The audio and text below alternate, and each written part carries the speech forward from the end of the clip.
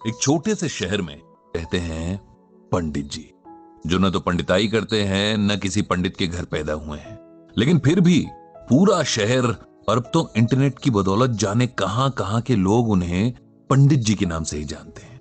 उनका असल नाम तो ब्रजभूषण है। एक सरकारी ऑफिस में जिंदगी भर काम करने के बदले ठीक ठाक पेंशन लेकर रिटायर हुए हैं।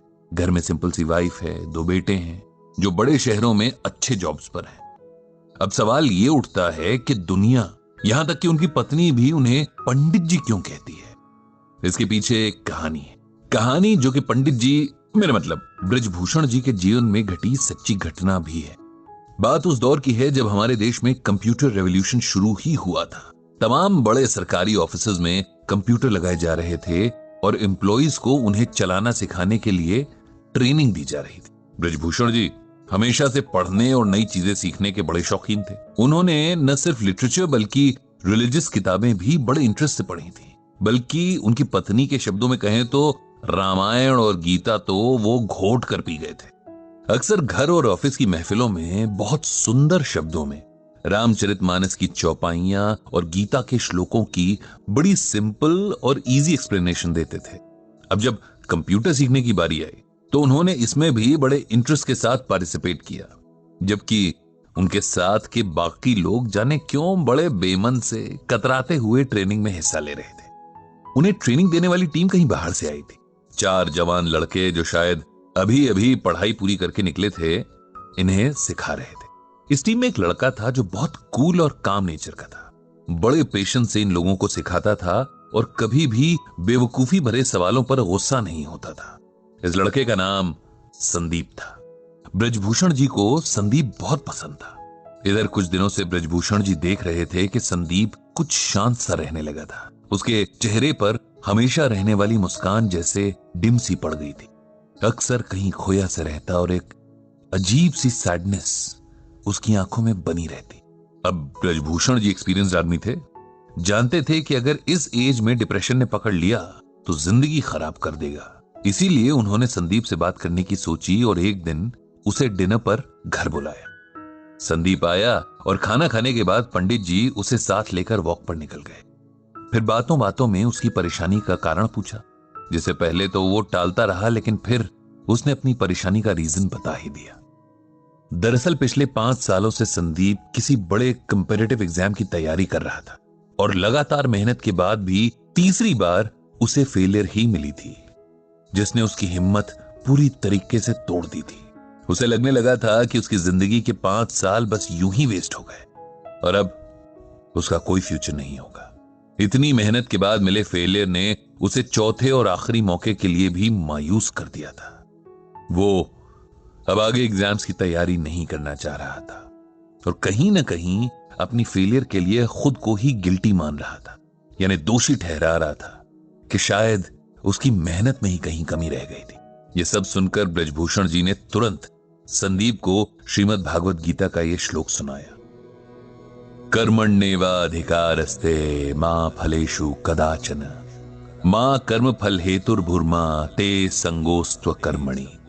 जानते हो संदीप, इसका मतलब क्या है, मीनिंग क्या है? ये श्लोक भगवत गीता के दूसरे चैप्टर का 47वां श्लोक है। जब अर्जुन रणभूमि पर अपने सगे संबंधी, अपने गुरु, भाई और दोस्तों को देखकर युद्ध छोड़ देना चाहते हैं, तब भगवान उसे गीता का उपदेश देते हैं। और गीता का ये श्लोक तो संपूर्ण गीता की समरी जैसा ही है। इसका अर्थ अगर समझ लें तो जीवन की सारी परेशानियां दूर हो जाएं। संदीप ने पूछा कि आखिर क्या है इस श्लोक का अर्थ और इसमें ऐसा क्या है जो आप इसे हर परेशानी का सलूशन बता रहे हैं? ब्रजभूषण बोले, इसका अर्थ है कि हे अर्जुन, तेरा अधिकार कर्म करने में है, उसके फल में नहीं। तू कर्म के फल के प्रति आसक्त ना हो या कर्म न करने के प्रति प्रेरित ना हो। सिंपल वर्ड्स में कहें तो हम में से हर कोई कुछ भी करने से पहले उस काम के रिजल्ट के बारे में सोचता है। जैसे बच्चे पढ़ाई शुरू करने से पहले फर्स्ट आने की विश करते हैं। बिजनेसमैन दिन की शुरुआत में ही शाम तक मटेरियल पूरी तरीके से यूज हो जाने की विश करता है। इंजीनियर नक्शा बनाने से पहले ही कोई मास्टरपीस बनाने की ख्वाहिश रखता है। हाउसवाइफ सब्जी काटने से पहले ही सोचती है कि आज का खाना खाकर तो उसका परिवार उसकी तारीफ करेगा। हर कोई अपने हर काम से अच्छे फल की उम्मीद करता है, जबकि हमारे हाथ में सिर्फ और सिर्फ अपना काम करना है। उसका रिजल्ट क्या मिलेगा, कैसा मिलेगा, कैसे मिलेगा, इस पर ना तो हमारा कोई कंट्रोल है और ना ही राइट। ये सुनकर संदीप बोला, अगर हम रिजल्ट की इच्छा ही नहीं रखेंगे तो उस काम के लिए मोटिवेशन क्या रह जाएगा? ऐसे तो हम कोई भी काम बस टाइम पास के लिए ही करेंगे, नहीं? ब्रजभूषण जी बोले, नहीं, इसका यह मतलब नहीं कि हम अपने काम में इंटरेस्ट ना लें या अपने एफर्ट्स में कमी करें। इसका मतलब यह है कि हम ये समझ लें कि हमारे कंट्रोल में सिर्फ हमारा काम है। उदाहरण के लिए, एक बच्चे का काम पूरे साल भर अच्छे से पढ़ाई करना है, लेकिन परीक्षा का रिजल्ट और भी कई बातों पर डिपेंड करता है, जैसे कई बार कॉपी चेक करने वाले के मूड पर भी। ऐसे में यदि नंबर उस बच्चे की एक्सपेक्टेशन से कम आ जाते हैं तो उसे ना तो अपनी एबिलिटी पर शक करना है, ना ही आगे मेहनत करने में कोताही करनी है। हमें हर हाल में अपना बेस्ट देना है। उसके बाद क्या होता है, ये ईश्वर पर छोड़ देना है। किसान जब खेत में बीज बोता है, रात रात जागकर फसल को पानी देता है, तब वो अपना काम कर रहा है। लेकिन अगर सूखा पड़ जाए या उसकी फसल को कोई बीमारी लग जाए, तब किसान को अपने आप को इसकी वजह नहीं समझना चाहिए, क्योंकि ये बात उसके कंट्रोल में नहीं थी। जीवन में बहुत कुछ ऐसा है जिस पर हमारा कोई वश नहीं है, लेकिन खुद पर और अपने कर्म पर हमारा पूरा वश है। इसीलिए उसमें कमी नहीं रहनी चाहिए। जब हम इस बात को समझ लेंगे तो जीवन की छोटी बड़ी बातों में हौसला नहीं हारेंगे, खुद पर विश्वास रखेंगे और हमेशा अपना सर्वश्रेष्ठ देने के लिए तैयार रहेंगे। ब्रजभूषण जी की बातों ने संदीप पर जादू जैसा असर किया।